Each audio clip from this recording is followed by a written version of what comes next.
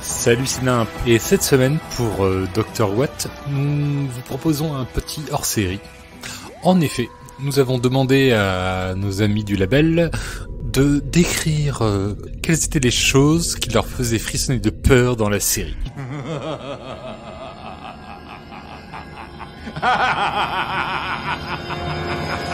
Bonjour, c'est moi Taldus. Vous me connaissez peut-être pour des rôles tels que figurant dans R.I.S. Polyscientifique ou encore Balthazar dans Dr Watt. Et je suis venu vous parler de la chose qui me fait le plus peur dans Dr Who. Cette chose horrible, terrible, qui, à chaque fois me donne la chair de poule, n'est rien d'autre que la saison 11 de Dr Who. Non, sérieusement, c'est quoi cette saison? C'est horrible. Moi, je peur à chaque fois. Non seulement, il y a trop de compagnons qui n'ont aucune personnalité, il y a un docteur, il est là, mais en fait il est transparent, on dirait qu'il fait rien du tout de spécial, et en plus le méchant est totalement nul et les intrigues sont inexistantes. Moi, clairement, quand j'ai vu ça, mais j'ai eu une peur bleue pour la suite de la série, je vous raconte même pas. Bonjour, je suis Pomme de Schluss et je vais vous parler de cette scène que je trouve terrifiante dans Doctor Who. Au tout début, le seul bruit que l'on entend est celui du tic-tac de l'horloge qui va doucement introduire la musique pour finalement servir de pulsation. On se rend compte qu'elle est trop rapide pour être celle d'une véritable pendule, justement parce qu'elle sert de support à la musique. La musique se cale donc sur ce battement et s'appuie sur un élément présent pour les personnages, l'horloge, ce qui permet de faire un pont entre eux et nous. La mélodie participe au malaise de la scène parce qu'elle installe une ambiance de mystère grâce à l'utilisation d'une gamme symétrique. Elle suit une construction toujours identique, un demi-ton, un ton, un demi-ton, un ton, etc. Ce genre de gamme a cette particularité de créer des mélodies tendues parce qu'elles ne se résolvent jamais vraiment. On a l'impression que ça continuera encore et encore sans avoir de fin. Cette mélodie tendue est jouée par un instrument qui sonne comme une boîte à musique. Ce genre de sonorité est plutôt réservé à des mélodies confortables, sans véritable tension. Ici, la mélodie, très tendue, jouée avec un son qui évoque l'innocence de l'enfance, va donner un contraste très dissonant. Mais revenons à la scène. Elle se déroule dans une chambre, celle d'un enfant plus exactement.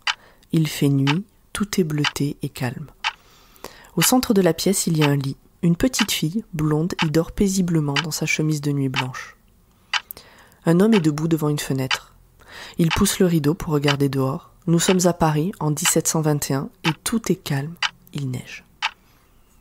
Dans la rue, des chevaux s'emballent. La petite fille se réveille en sursaut avant de se redresser dans son lit. L'homme, tout de sombre vêtu, se retourne. Dans le miroir, à côté de lui, on peut voir le reflet de la petite fille, tache claire dans ce tableau obscur. L'homme s'adresse à elle calmement, avec un ton rassurant. « Ne t'inquiète pas, c'est moi !» Il s'approche du lit et allume la bougie posée sur la table de chevet. « On s'est vu tout à l'heure. » La petite fille semble inquiète. Ils se sont vus, c'est vrai, mais il y a des mois. Et puis qui est-il? Et que fait-il dans sa chambre au milieu de la nuit? Pendant que la petite fille lui parle, l'homme se rapproche de la cheminée sur laquelle trône une petite horloge. « Cette fois j'ai peur, » murmure-t-il. La petite fille est étonnée. Pourquoi aurait-il peur d'une horloge cassée? L'homme se retourne doucement et lui demande: si la seule horloge de cette pièce est cassée, d'où vient ce bruit? Tic-tac, tic-tac. La petite fille, toujours dans son lit, est de plus en plus inquiète. L'homme se rapproche d'elle en marmonnant des choses au sujet du tic-tac. Ça ne peut pas venir d'une horloge, plutôt de quelque chose de grand, comme un homme. Tic-tac, tic-tac. Mais que se passe-t-il? Demande la fillette. L'homme fait le tour de la chambre pour essayer de trouver d'où vient ce bruit. Tic-tac, tic-tac. Tout ce dont il est sûr, c'est que c'est cette chose qui a cassé l'horloge pour ne pas qu'on devine sa présence par un double tic-tac. Tic-tac, tic-tac. La petite fille n'était donc pas seule au moment où l'homme est arrivé. Tic-tac, tic-tac. La petite fille lève des grands yeux bleus vers l'homme. Elle est tétanisée. L'homme s'est rapproché d'elle. Il lui chuchote de bien rester au milieu du lit et de ne laisser dépasser ni pieds ni mains. La petite fille se remet vite sous ses couvertures. L'homme se baisse lentement pour regarder sous le lit. Tic, tac, le bruit est de plus en plus fort. Il fait sombre, l'homme ne voit rien. Il tend le bras pour sonder l'obscurité, mais quelque chose bouge et lui frappe la main. Par réflexe, il se recule, puis revient vite voir ce qu'il y a. Et là, de l'autre côté du matelas, il aperçoit une paire de chaussures et des jambes. Il se relève très doucement. La petite fille le fixe. « Ne te retourne pas, lui dit-il. » Tic, tac.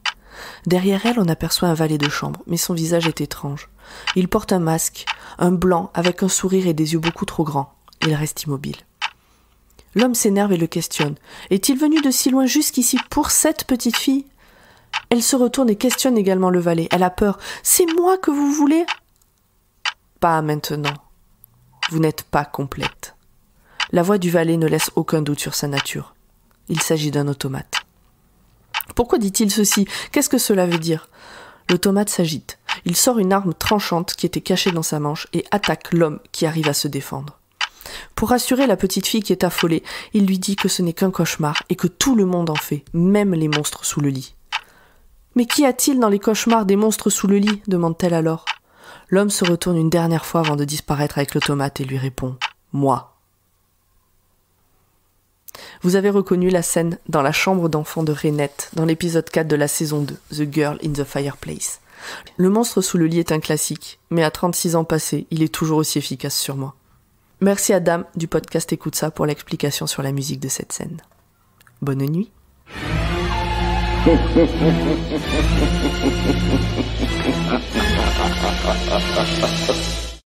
Bonjour à toutes, bonjour à tous, ici Isu de Watchlist. Alors, je vais vous parler d'une peur que j'ai depuis que je suis tout petit. C'est la peur du noir. Depuis que je suis tout petit, j'ai peur du noir. Quand j'étais enfant, j'envoyais ma petite sœur allumer les lumières au bout du couloir pour que je puisse y aller, parce que moi-même, j'avais trop peur de traverser le couloir dans le noir. Donc, c'est bien naturellement que, au milieu de la saison 4 de Doctor Who, quand le docteur et Donna sont arrivés dans une bibliothèque plongée dans le noir où les ombres peuvent vous dévorer, eh bien, j'étais terrifié. J'étais absolument terrifié et tétanisé à l'idée que ça puisse exister dans la réalité. La manière dont les Vashta Nerada sont introduites c'est tellement naturel, c'est tellement bien expliqué que ça rendait les choses vraiment plausibles. En plus de ça, c'est un épisode qui est assez important dans la mythologie de la série, parce que c'est le premier épisode où on rencontre River Song. Donc voilà, j'ai été terrifié, j'étais vraiment très excité par tout ce que cette paire d'épisodes introduisait, et vraiment, je ne sais pas si j'ai envie de revoir des épisodes avec les Vashta Nerada, parce qu'elles étaient si bien dans cet épisode que j'ai pas envie que comme d'autres monstres ils soient réexploités et un peu dénaturés ou édulcorés. J'ai envie de rester sur ce souvenir de terreur vis-à-vis de ces ombres qui dévorent les gens. Voilà, c'est ça mon souvenir de peur lié à Doctor Who.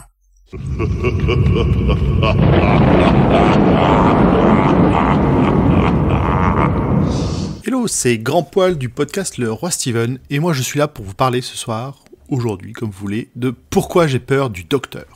There have been many attempts to conquer the Earth, I've lost count. Not one of them has succeeded, not a single one.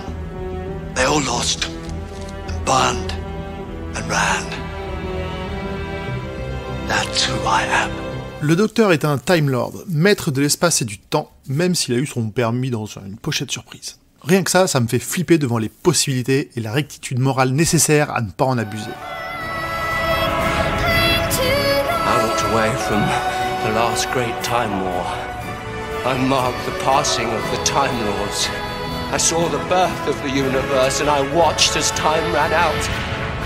Moment by moment until nothing remained. No time, no space. Just me. I walked in universes where the laws of physics were devised by the mind of a madman. And I watched universes freeze and creations burn. I have seen things you wouldn't believe. I have lost things you will never understand. And I know things, secrets that must never be told, knowledge that must never be spoken. Knowledge that will make parasite gods blaze. So come on then! Take it! Take it all, baby! Have it! You have it all! D'ailleurs, le docteur n'y arrivera pas tout le temps, alors régulièrement à l'encontre des règles du voyage dans le temps qu'il nous a lui-même apprises simplement parce qu'il le peut. Il y a aussi cette légèreté à traiter des dommages collatéraux comme peu importants, sauf au moment où le scénario le nécessite. Je ne peux pas compter le nombre d'épisodes où le postulat de base est des gens ont disparu ou des gens sont morts, et cela annonce une aventure palpitante pour notre docteur, sourire aux lèvres. Des morts en cours d'épisode ? Bah si cela n'entrave pas le cours de l'action ou de l'histoire, le docteur les ignorera ou les relèguera au second plan aussi vite qu'il les a constatés. Et parfois, ces morts seront mentionnées, d'autres simplement ignorées ou oubliées. Le docteur peut devenir sombre, arrogant, et sans ses compagnons, on se demande parfois s'il ne se serait pas plu à diriger l'humanité. In small ways, so some little people. But never someone as important as you. Oh, I'm good. Little people? What, like Mia and Yuri? Who decides they're so unimportant? You? For a long time now, I thought I was just a survivor, but I'm not. I'm the winner. That's who I am. The Time Lord victorious. Et qu'est-ce qui fait remonter le mieux ce côté sombre, si ce ne sont les pires ennemis du docteur, les Daleks? Fantastic! Oh, fantastic! Powerless! Look at you. The great space dustbin. How does it feel? What for? What are you going to do to me? If you can't kill, then what are you good for, Dalek? What's the point of you? Le docteur a commis des génocides, il a appuyé sur le bouton fatidique, et les Daleks, croisés tout au long de la série, lui rappelleront régulièrement cette culpabilité. Lui proposant même de devenir un Dalek, il en ferait un très très bon, surtout dans les moments où il est pris dans cette spirale impitoyable. Pour résumer, le docteur est un personnage qui a tellement de pouvoir, de puissance et de défauts qui vont avec, que sans ses compagnons et ses compagnonnes, on aurait probablement un autre tyran sous les yeux. Bonjour à tous, c'est Chernobog du podcast Polka. Je viens faire un tour, ici, pour vous parler de l'épisode qui m'a fait le plus peur dans Doctor Who. Il s'agit de la bête des bas-fonds. Dans cet épisode, on a le 11e Docteur et Amy Pound qui vient juste de le rejoindre en tant que compagnon. Elle doit faire ses preuves. Et c'est l'épisode qui m'a fait le plus peur dans Doctor Who. Pourquoi ? En fait, ils sont au 24e siècle, ils arrivent dans un vaisseau spatial et, a priori, tout se passe bien. Mais on découvre qu'il y a une créature qui rôde. Plusieurs petites créatures, mais qui en fait ne sont qu'une seule et même créature. Il y a un secret à découvrir. Est-ce que cette créature, elle est bonne, elle est mauvaise ? Quelles sont ses intentions ? Et surtout, la reine Elisabeth X, qui complote contre son propre gouvernement. Et ce qui fait peur dans cet épisode, c'est surtout l'angoisse de ne pas savoir quelle est la créature qui rôde. On ne la voit jamais, on ne sait pas vraiment à quoi elle ressemble, jusqu'à la toute fin de l'épisode. Également, il y a quand même une fin positive, puisque c'est dans cet épisode que Amy, en tant que compagnon, va vraiment montrer sa valeur. Et bon, je vous spoile pas, mais c'est vraiment flippant de se dire que tout le monde vit au-dessus d'une bête géante. Et on ne connaît pas ses intentions depuis 200 ans.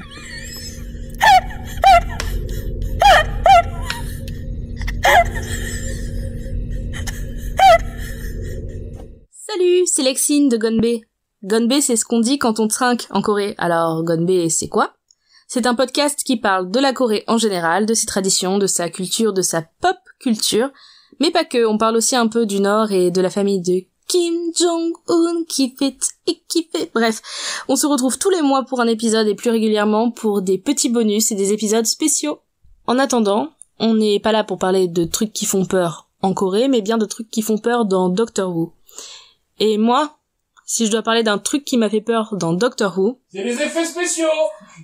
Non, c'est une paire d'épisodes qui est déjà très sombre en soi, qui était voulu très sombre, avec des événements que je ne vais pas spoiler, mais qui sont en eux-mêmes, qui ont en eux-mêmes des implications sur la série, sur le Docteur et le fait qu'il soit peut-être pas aussi céleste et invincible qu'on le pense. Je n'en dis pas plus. Voilà, c'est la paire d'épisodes L'Impossible Astronaute, c'est The Impossible Astronaut, sorti en avril 2011, avec au scénario Steven Moffat, qui est assez clivant, mais qui pour le coup m'avait vraiment troublé. C'est une histoire en 2 parties, donc on est encore avec Matt Smith, le 11e Docteur, on est encore avec Amy Pond, Rory the Roman et River Song, qui sont mes 3 compagnons préférés devant tous les autres, mes compagnons de cœur. Et on nous offre sur un plateau une histoire qui est troublante. C'est pas comme les anges, pas les anges de la télé-réalité, eux ils font super peur. Mais c'est pas comme les anges pleureurs.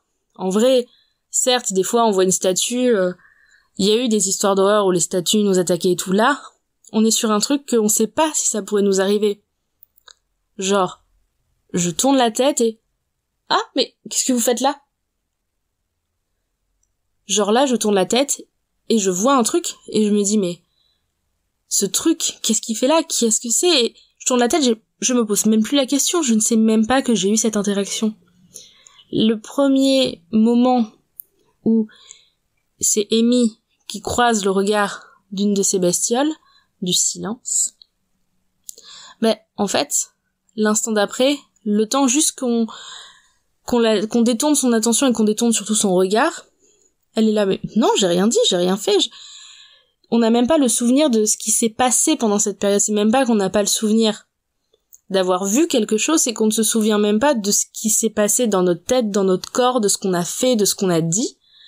Et on se retrouve avec des personnages qui élaborent des stratégies activement quand ils ont ces créatures en face d'eux, et qui, dès qu'ils tournent la tête, ne se souviennent même pas qu'ils ont un danger à proximité à 1 mètre d'eux.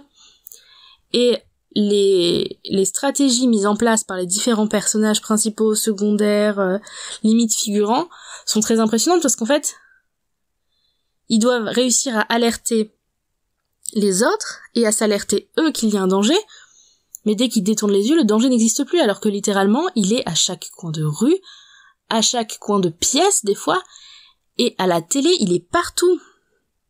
C'est des choses qui ont été vues par la Terre entière, et qui ont été oubliées l'instant d'après, alors que tout le monde les a vus, personne ne sait qu'ils existent. C'est quelque chose qui m'avait fait réfléchir, parce que, évidemment, on se retrouve avec un danger omniprésent et invisible. Et c'est quelque chose, qu'est-ce qui nous empêche, nous, de nous dire que ça n'arrive pas? Dans le sens où, de toute façon, comme dans la série, on ne s'en souviendrait pas. Et ça m'avait un peu fait flipper, et ça m'avait un peu fait réfléchir. Surtout qu'à l'époque, je commençais à habiter seule et je me disais, si ça se trouve, là, quand t'es allée dans la cuisine, c'est les réflexions débiles qu'on se fait des fois tard le soir quand on aime trop les films d'horreur. Mais j'avais trouvé ça assez flippant, surtout que c'est un épisode, une paire d'épisodes qui est assez sombre dans l'ambiance, même si on maintient quand même les petits traits d'humour, etc., qui est assez sombre, avec même l'histoire des personnages en eux-mêmes, qui est assez parfois triste, et j'en étais ressortie vraiment troublée. On va pas se mentir.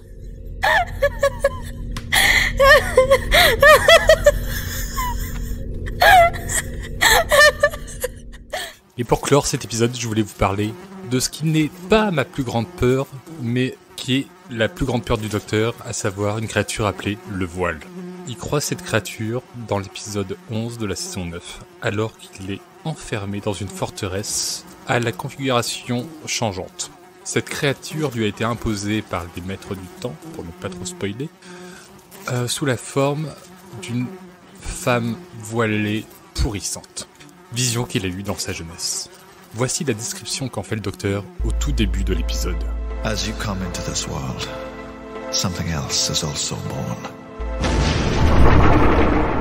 You begin your life, and it begins a journey towards you. It moves slowly, but it never stops. Wherever you go, whatever path you take, it will follow. Never faster, never slower, always coming. You will run, it will walk. You will rest, it will not. One day, you will linger in the same place too long. You will sit too still or sleep too deep. And when, too late, you rise to go,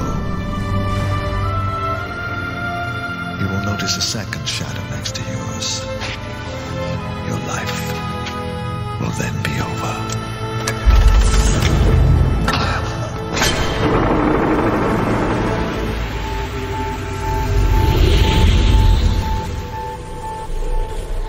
Donc nous voici avec le docteur, poursuivi par une créature lente, une sorte de faucheuse, à sa poursuite, assez lente pour relâcher toute son attention à un moment donné, au bruit des mouches virevoltantes autour de la viande pourrissante, se faire attraper.